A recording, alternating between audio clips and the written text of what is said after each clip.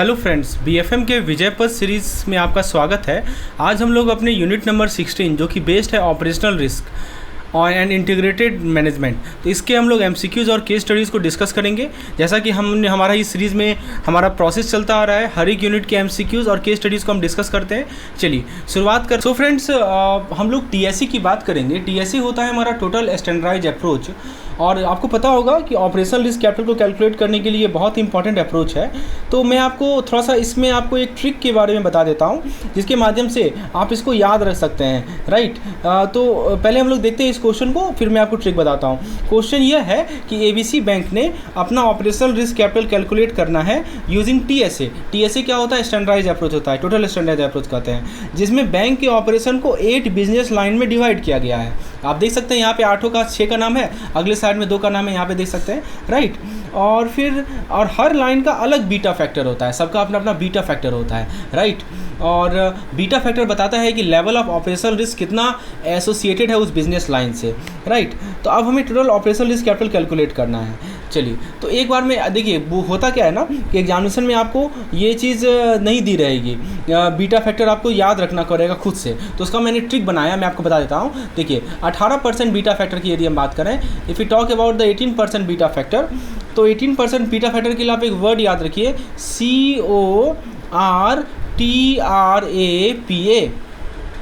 TRAPA, ठीक है, क्वाड्रापा। तो क्यों मैंने ये बोला है? देखिए CO का मतलब होता है कॉर्पोरेट एंड फाइनेंस, ठीक है, फिर TR का मतलब होता है ट्रेड, ठीक है, और फिर PA का मतलब होता है हमारा पेमेंट, ठीक है। तो corporate and finance, trading and sales and payment and settlement, इसमें जो हमारा बीटा फैक्टर होता है ना, वो कितना होता है? 18% होता है। तो आप प्लीज़ इसको याद रखिए, बहुत इंपॉर्टेंट है। उसके बाद दूसरा जो आपको वर्ड याद रखना है वो है कॉमाजेन। क्या याद रखना है? कॉमाजेन।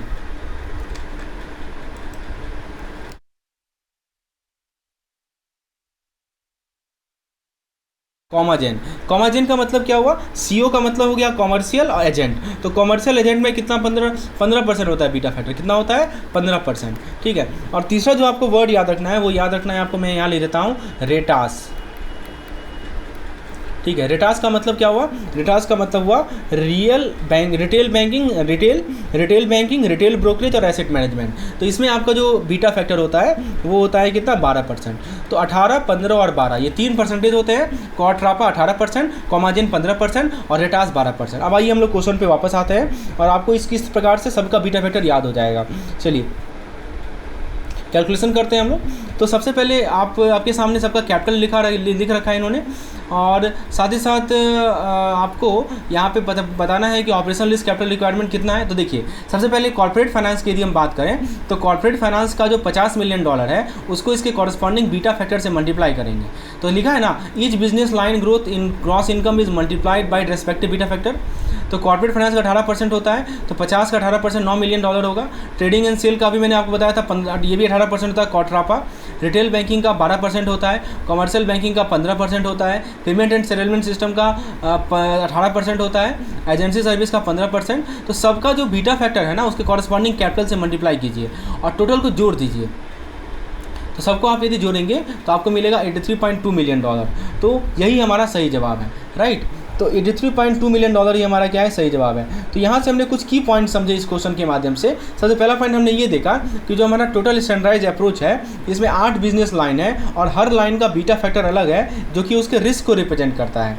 हर बिजनेस लाइन के ग्रॉस इनकम को उसके बीटा फैक्टर से मल्टीप्लाई करते हैं। जो ग्रॉस इनकम है उसको उसके बीटा फैक्टर से मल्टीप्लाई करेंगे तो हमें टोटल कैपिटल चार्ज निकलेगा, और फिर टोटल कैपिटल चार्ज को जोड़ देंगे सभी लाइन में, राइट। तो टोटल कैपिटल चार्ज रिक्वायरमेंट जो टीएसए के अंदर कैलकुलेट होता है वो इन चार्जेस का सम होता है। तो होपफुली आपको ये कंसेप्ट क्लियर हो गया होगा। चलिए अब हम लोग अगले क्वेश्चन की ओर आगे बढ़ते हैं और हम लोग देखते हैं कि यदि सेम XYZ बैंक यदि एडवांस मेजरमेंट अप्रोच का यूज करना चाह रही है। आपको मैं बता दूं, एक होता है बेसिक इंडिकेटर अप्रोच, राइट, एक होता है टोटल स्टैंडर्डाइज अप्रोच और एक होता है एडवांस मेजरमेंट अप्रोच। तो ये 3 अप्रोच होते हैं ऑपरेशनल रिस्क के कैलकुलेशन में। तो अभी हमने बेसिक ये टीएसए की बात करी, अब हम लोग AMA की बात कर रहे हैं। AMA होता है एडवांस मेजरमेंट अप्रोच, राइट।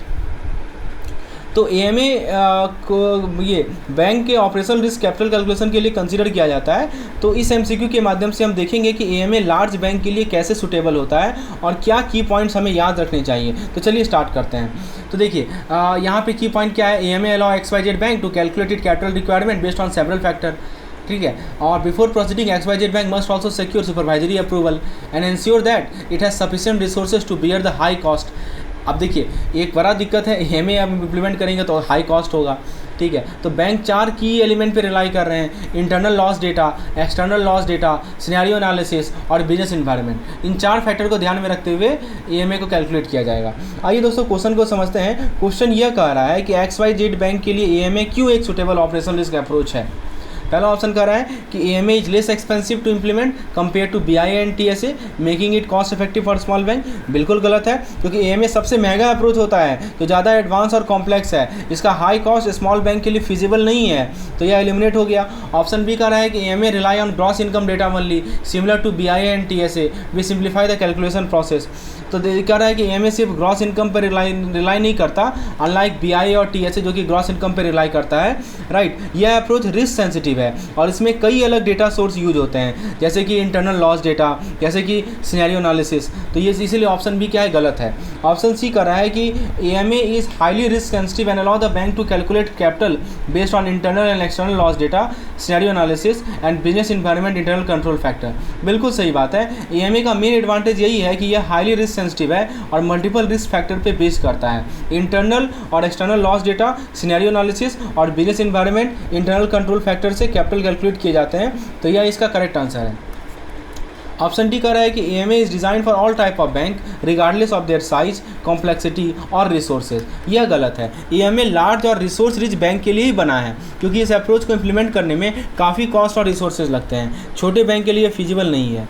तो इसका सही जवाब है ऑप्शन नंबर सी, ठीक है। लार्ज बैंक के लिए AMA सूटेबल है। तो एक बार हम लोग क्विकली की पॉइंट को रिकॉल कर लेते हैं। हमने ये देखा कि AMA highly risk sensitive approach है और मल्टीपल फैक्टर पे रिलाई करता है जो एक्चुअल रिस्क को एक्यूरेटली रिफ्लेक्ट करते हैं।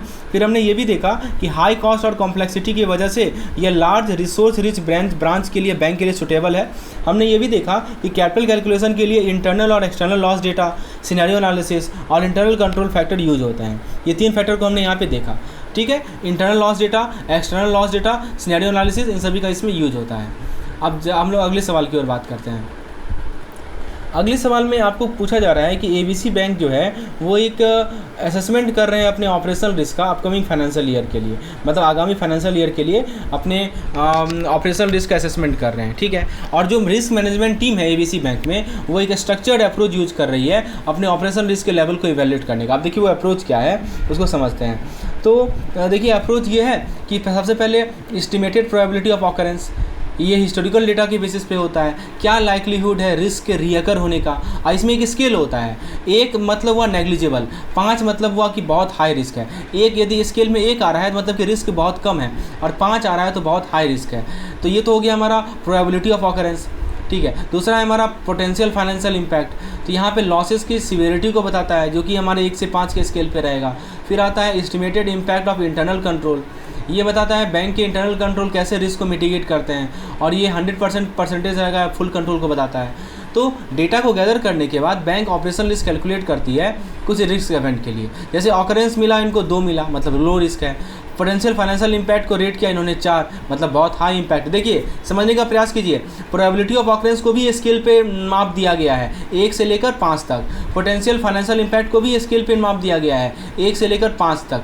और इम्पैक्ट ऑफ इंटरनल कंट्रोल को परसेंटेज के टर्म से बताया जा रहा है। तो अब देखिए डेटा को गैदर करने के बाद टीम ने एक स्पेसिफिक रिस्क इवेंट है जिसका होने का चांस 2 है, मतलब लो रिस्क इवेंट है। तो समझ में आया ना, 1 से 5 के बीच में यदि प्रोबेबिलिटी ऑफ ऑकरेंस है, 1 का मतलब कि बहुत कम रिस्क और 5 का मतलब कि बहुत हाई रिस्क। यहाँ चूंकि 2 है तो लो रिस्क के कैटेगरी में आएगा। उसी तरह यदि फाइनेंशियल इम्पैक्ट की बात करें तो यहाँ भी लॉस होने की सिवियरिटी को ये बताता है, तो इस केस में ये 4 है, मतलब बहुत हाई इम्पैक्ट होगा।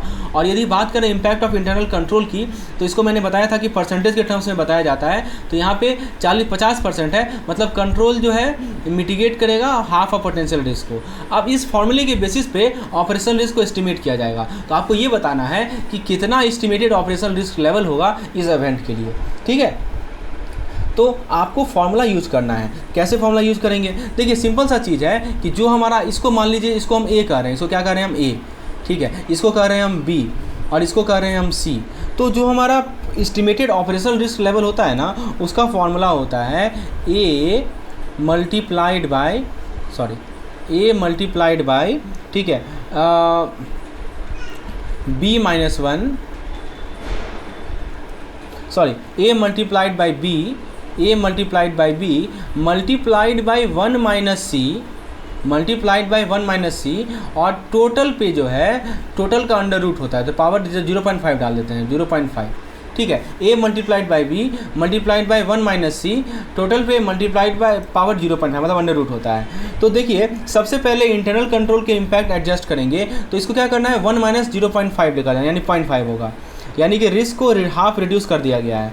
अब हमें क्या करना है, 2 को मल्टीप्लाई करेंगे 4 से और फिर मल्टीप्लाई करेंगे 0.5 से, ठीक है, टोटल निकालेंगे और उसका 1/2 कर लेंगे, मतलब पावर पर, तो इसका वैल्यू आएगा आपको 2 मिलेगा। तो फाइनल कैलकुलेशन जो रिस्क लेवल है वो 2 है, जो कि क्या शो कर रहा है, ये शो कर रहा है लो रिस्क को। ऑप्शन नंबर बी करेक्ट है, ये शो कर रहा है कि रिस्क हमारा लो है, ठीक है। तो वही चीज़ यहाँ बताया जा रहा है कि जो हमारा इम्पैक्ट फैक्टर है उसमें 1 माइनस कर देंगे तो हमें 0.50 मिलेगा। एस्टिमेटेड रिस्क लेवल में 2 × 4 × 0.5 टू द पावर 0.5 यानी 2 आया, ठीक है। तो यहाँ पे सही जवाब है ऑप्शन नंबर 2। तो दोस्तों इस क्वेश्चन में हमने कुछ की कंसेप्ट समझे कि प्रोबेबिलिटी, इम्पैक्ट और कंट्रोल को फैक्टर करके रिस्क कैलकुलेट किया गया है और यह एक स्ट्रक्चर्ड अप्रोच है और कंट्रोल ने रिस्क को हाफ रिड्यूस किया जो लो रिस्क कैटेगरी में लाने में मददगार रहा, राइट। तो ऐसे क्वेश्चन में एक्यूरेसी मेंटेन करने के लिए step by step formula application को फॉलो करना जरूरी है। अगले सवाल की ओर आगे बढ़ते हैं। अगला सवाल है आपके स्क्रीन पर। अगला सवाल में आपसे पूछा जा रहा है, आइए समझते हैं क्या क्वेश्चन है। तो इस क्वेश्चन में एक इम्पॉर्टेंट बैंकिंग कंसेप्ट को डिस्कस करेंगे जो कि है BEICF। क्या है? BEICF यानी business environment and internal control factor, यानी इसका क्या रोल है और कैसे XYZ बैंक ने इसके अपने EAMA एडवांस मेजरमेंट अप्रोच में इंटीग्रेट किया है। ऐसे क्वेश्चन का जवाब देने के लिए कंसेप्ट समझना जरूरी है, राइट।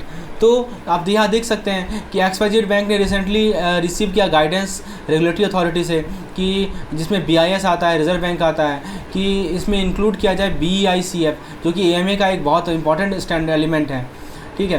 तो ORMF यानी ऑपरेशनल रिस्क मैनेजमेंट फ्रेमवर्क के रिस्पांस में ये टीम वर्क कर रही है बिजनेस लाइन मैनेजर के साथ ताकि BEICF को इंटीग्रेट किया जा सके, ठीक है। और किसका काम दिया गया? ORMF को काम दिया गया, राइट। इसके दो कंपोनेंट होते हैं, एक होता है RCSA यानी risk and control self assessment और दूसरा होता है KRI यानी की रिस्क इंडिकेटर, ठीक है। तो अब BEICF को हमारे डेली ऑपरेशन में इम्बेड कर दिया जा चुका है। तो सवाल देखते हैं इनमें से कौन सा स्टेटमेंट करेक्टली डिस्क्राइब कर रहा है BEICF के रोल को EMA फ्रेमवर्क के अंदर जो कि XYZ बैंक ने इम्प्लीमेंट किया है। पहला ऑप्शन कह रहा है कि BEICF को EMA फ्रेमवर्क में इंट्रोड्यूस किया गया है, राइट। जिससे ऑपरेशनल रिस्क को हम कॉम्प्रिहेंसिव तरीके से एसेस किया जा सके। इसमें करंट और फ्यूचर एस्पेक्ट दोनों कवर किया गया है। इसका फोकस बिजनेस रिस्क फैक्टर और इंटरनल कंट्रोल एनवायरनमेंट पे है। फिर हमने देखा ORMF यानी कि operational risk management framework team इस प्रोसेस में बैंक के हर बिजनेस लाइन के साथ मिलकर काम कर रही है। तो मेन कंपोनेंट मैंने आपको बताया RCSA और KRI। RCSA होता है risk and control self assessment, यह हर बिजनेस लाइन को अलाउ करता है कि अपने खुद के रिस्क और कंट्रोल इफेक्टिवनेस को एसेस करने में। और KRI होता है की रिस्क इंडिकेटर, ये फॉरवर्ड लुकिंग इंडिकेटर है जो इमर्जिंग रिस्क ट्रेंड और पोटेंशियल रिस्क एक्सपोजर को ट्रैक करते हैं, प्रोएक्टिव रिस्क मैनेजमेंट में हेल्पफुल होते हैं। तो आइए ऑप्शन की बात करते हैं। ऑप्शन ए कह रहा है solely used by the ORMF for internal audit and does not involve day-to-day risk monitoring।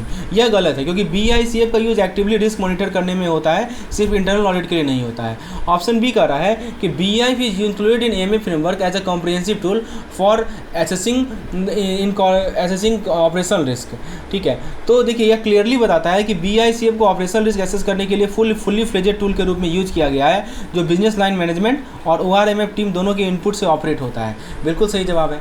Option C कह रहा है कि BEICF is intended only for tracking historical data. यह गलत है क्योंकि BEICF फॉरवर्ड लुकिंग है और रिस्क को प्रोएक्टिवली एसेस करने में मदद करता है, सिर्फ पास्ट इंसिडेंट पे फोकस नहीं करता। ऑप्शन डी कह रहा है कि BEICF is independent tool that exclude input from business line management and focus solely on regulatory compliance. तो यह भी गलत है, क्योंकि BICF बिजनेस लाइन मैनेजमेंट का एक इनपुट लेता है और डेली ऑपरेशन का हिस्सा है, सिर्फ रेगुलेटरी कंप्लायंस के लिए नहीं।